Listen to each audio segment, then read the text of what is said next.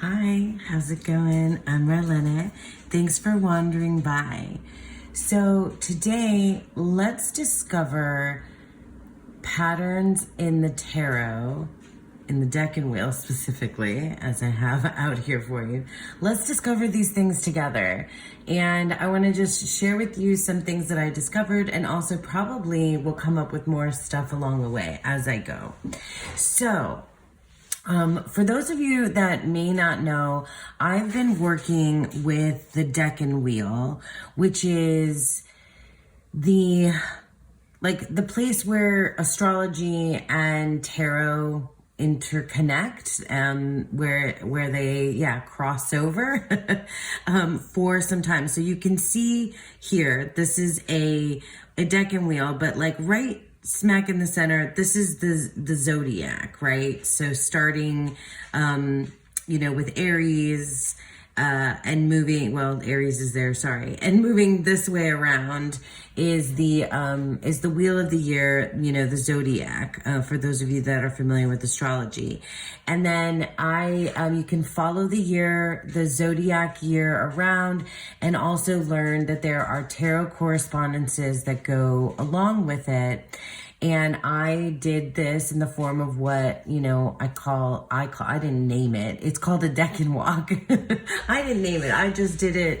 I just did one and captured my, my journey, on YouTube. So I was mainly focused on the minor cards, because you can see here, let's look at the one that's easy to see. So this is Scorpio.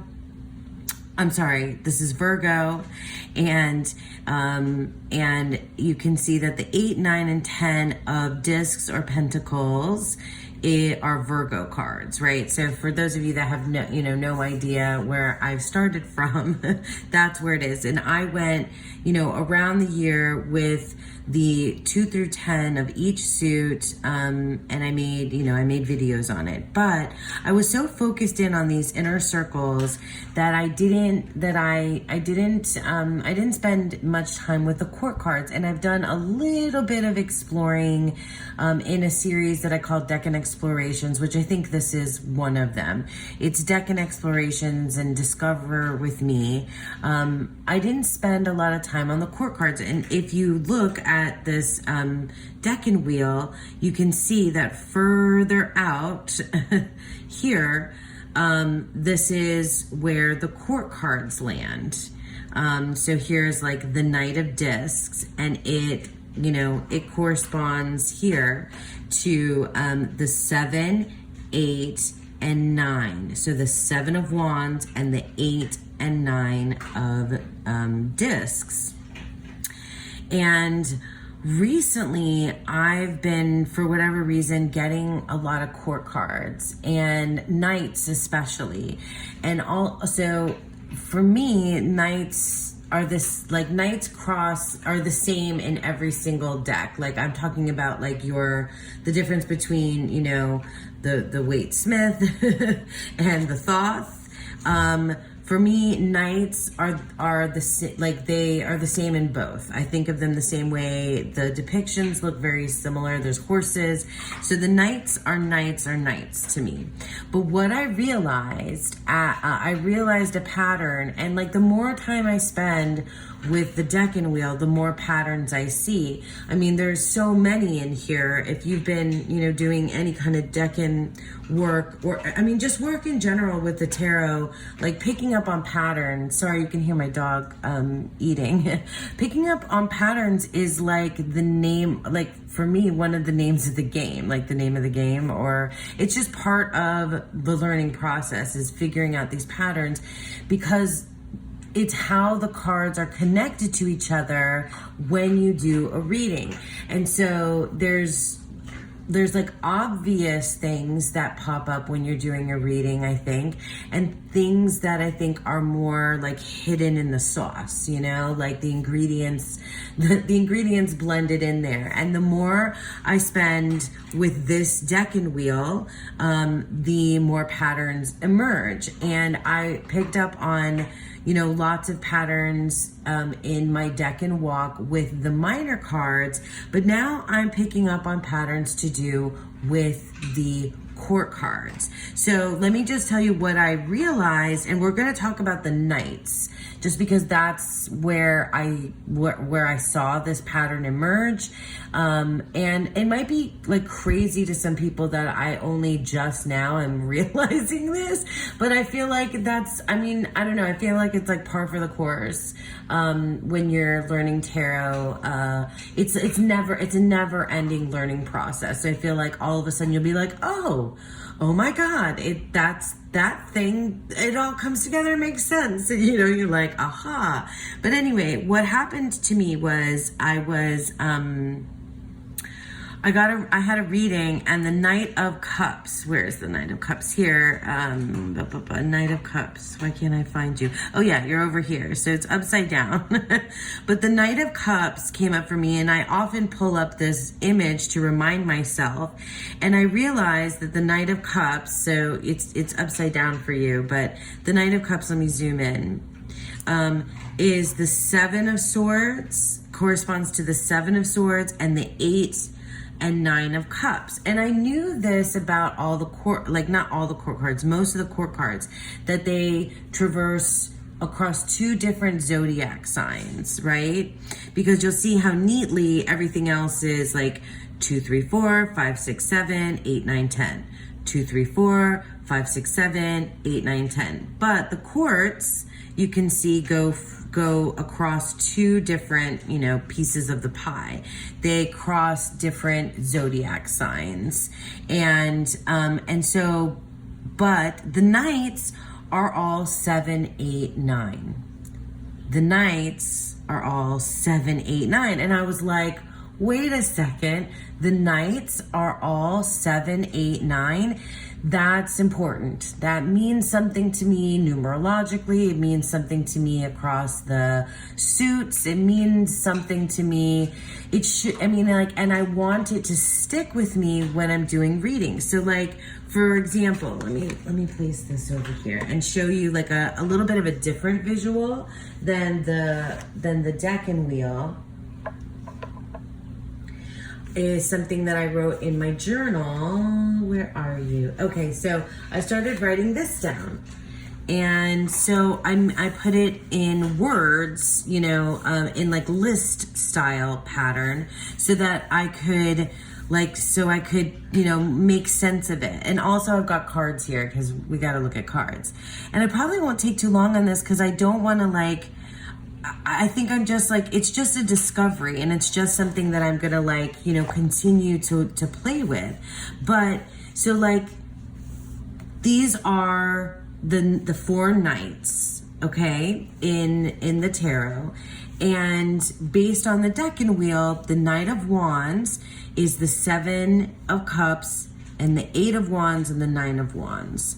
Oh yeah, because when I've done this before, because I did a video dedicated to one of the court cards. I don't remember which one it was. I don't think it was any of the knights. I think it might have been a queen.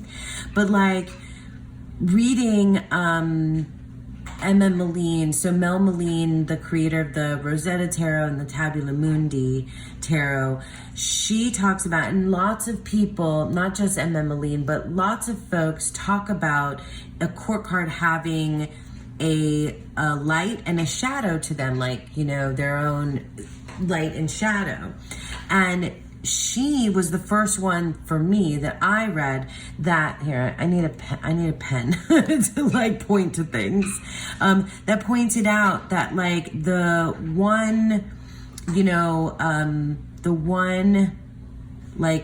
one zodiac sign, the Seven of Cups here, it would be the shadowy aspect of the Knight of Wands, whereas when they're in their own, element, fire and suit, that's their light side. So the Seven of Cups relates to Scorpio, and it's fixed water. And I also put the planets that rule that Decan here on this side. And for those of you that might be just too much, just ignore that. But these are the patterns that I'm picking up. So all of the knights traverse the 7, 8, and 9. in the Decan wheel, but each one has its own specific element, of course, and it has, you know, 2 different zodiac signs that it traverses. So Scorpio and then Sagittarius for the Knight of Wands, and then so on for the, you know, the Knight of Cups, 7 of Swords, 8 of Cups, 9 of Cups, and then for the Knight of Swords, I hope you can see, yeah, you can see this whole thing on the camera. The Knight of Swords is the 7 of Discs, and then the 8 of Swords and the 9 of Swords. And then the Knight of Discs or Pentacles is the 7 of Wands and the 8 of Discs and 9 of Discs. And so, you know, and so on and so forth. Also, when you look at the the Decan wheel, we start in the spring, right? So the zodiac begins with Aries, which is, you know, March 20th or March 21st, depending on what you look at. And that starts here with the Knight of Swords. And then, so this is the first one, spring. Then the Knight of Discs is summer, then Knight of Wands, then Knight of Cups. So it kind of, I just wanted to, you know, fix that in there too.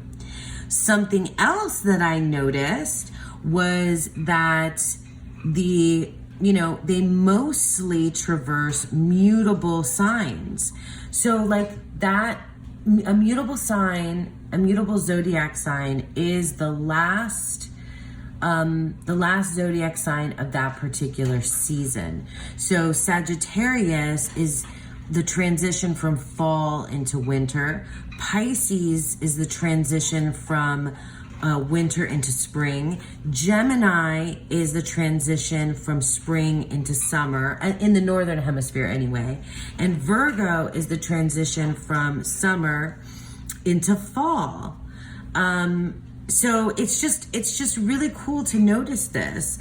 And you know, and then they all have this element, the shadow side is all 7s. I put that here. It's all 7s. So all these 7s are the shadowy aspect of this particular court card. And I love that. I love discovering more things about court cards because they are arguably some of the trickiest cards to read. Everybody kind of has their own way after you've been reading tarot for a little while of trying to work with the court cards. And for me, it's been ever evolving and changing. But this is just like a pattern that just like made sense to me. So now let's look at it with like actual cards, you know? Because what I was saying is that the 7s, which if you work numerologically, 7 or Kabbalistically, I have my tree of life always here with me. That's from the Asherah Tarot, by the way. But anyway, if you work, I won't get into the Kabbalah because that's just going like too far, I think, for this like small little video where I just wanted to like share the discovery and see, you know, where it goes from here.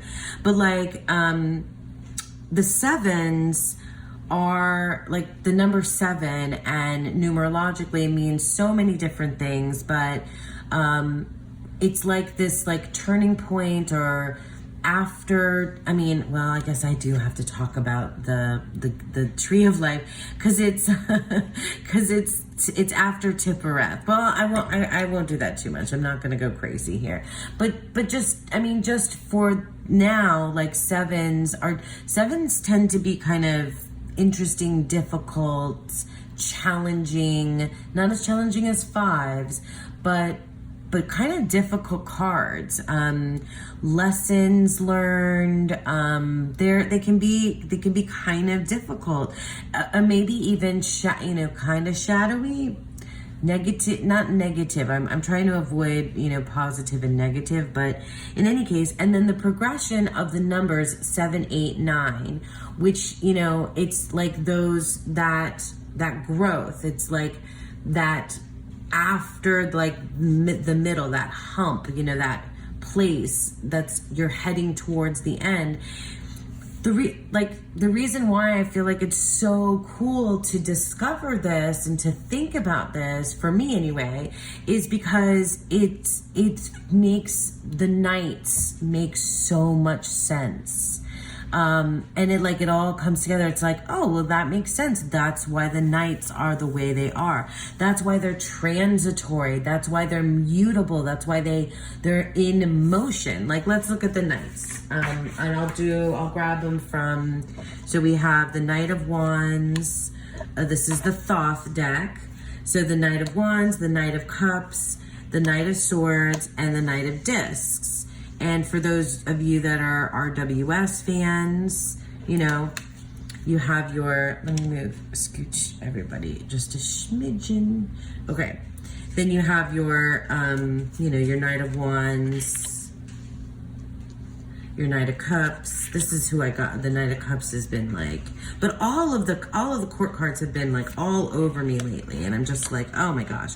But you see, like the similarities are, you know, clear from Thoth to RWS. But when I think about like the notes that I took, and then the things that I was thinking while staring at these notes, is like the idea that all of these Knights have a shadow in a 7 card. Then they all have the 7, 8, 9 progression that is connected to them. And they all have, I mean, a lot of, you know, this is true for some of the other court cards, but they all, like, which of the elements they have a little bit of, you know, because so the Knight of Wands has a little bit of water in it, you know, and the Knight of Cups has a little bit of air, and the Knight of Swords has a little bit of earth, and the Knight of Discs has a little bit of fire, along with its own element. I just think that's cool. I mean, there's so many different ways to look at these, you know, to look at these cards. But like, yeah, I mean, I just think it's just really cool. So like, let's just start, let's do the Knight of Wands, and we'll put the Knight of Wands cards, you know, with it. So it's the 7 of Cups. It's Scorpio cards. So the 7 of Cups, I have these here like ready to go. So the 7 of Cups is its shadow, right? Like, and this is a, you know, it's mostly a Sagittarius card, but it has this Scorpio element into it. It's like its mysterious side, you know, if you know anything about Scorpio. But its Sagittarius side is this like forward momentum. It's the archer. It's the, you know, it's the arrow slicing through, you know. So then that makes sense with you know, the 8 of Wands and the 9 of Wands. Right? So like the story that it tells here with the 8 of Wands and the 9 of Wands. The 8. Let me grab the 9 from here. Right? So like this trajectory, the 7, 8, and 9, like this story here is so cool. And I could sit here and like, you know, read it. But what I really, really want is to just like remember it for readings, so that if I pull cards and the Knight of Wands comes out and the 7 of Cups and the 8 and 9 of Wands comes along with it, that I recognize its connection on the Decan wheel, and I recognize it's like that it has its own story. Doesn't that, you know, like this progression, this shadowy element, this is the light side of it. Maybe you could say that like this is the true side of the Knight of Wands, this 8, the Knight of Wands, yeah, this 8 and 9, and that it's like subconscious kind of element or idea is there. So let's grab the Knight of Cups so that we can look at like what's up with that one. So Knight of Cups and Knight of Cups. And then, so we said the 7 of Swords, which is our Decan card for right now. Oops, I was doing that wrong. The 7 of Swords is like the current Decan that we're in, which is really interesting. The 7 of Swords, because I got the Knight of Cups today. So like, I want to think of things like that. Like there's a connection between that, you know? And then then we've got the 8 of Cups and the 9 of Cups.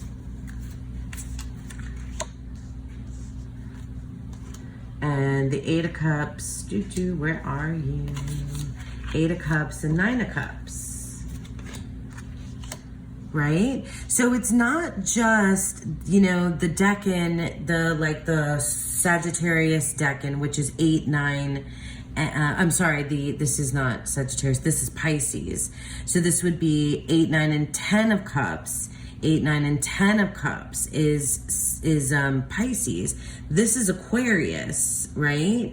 So the Knight of Cups traverses Aquarius and Pisces.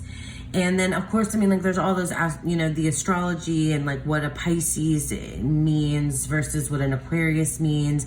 And then you can think of it, too, like, if you are an Aquarius or a Pisces or where that sits in your birth chart, that kind of fun stuff, too, is so cool. But, like, you know, so the Knight of Cups, the shadowy aspect, and I can do each of these individually, too. Like, if you want me to do, like, a dedicated video on the Knight of Cups, I could do that.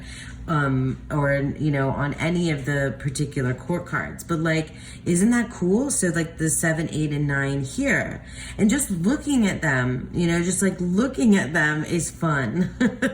To see, like, this is the shadow aspect of that Knight. Like, when you read about the Knight of Cups and, like, you know, you read about the Knight of Cups being this, like, you know, kind of almost like cringy, kind of creepy, like overly romantic, maybe even like deceitful, that kind of like person. I'm sure you've read it, like the shadow aspects of the Knight of Cups, right? Someone who's just like you know, just like over the top and a little bit like just too much, you know, that it can't be true, like, you know, too good to be true, kind of a, you know, person, like in terms of like romance and dating and relationships and things like that. You know, I've read lots of different guidebooks that paint the Knight of Cups that way, but having the 7 of Swords as the shadow aspect kind of like makes it make sense, you know?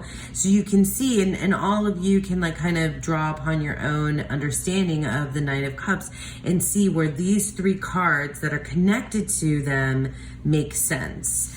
So like, let's look at the Knight of Swords.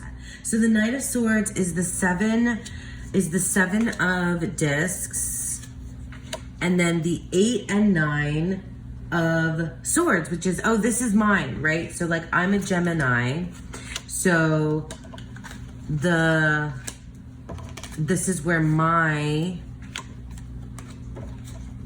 whatchamacallit, where my birthday falls. So you can think about that too, like, which is your court card based on your Decan. So my Decan is the 8 of Swords. So that means, you know, I'm here. And yeah, and so this like shadowy aspect of the Knight of Swords is the 7 of Discs, which in Thoth is failure and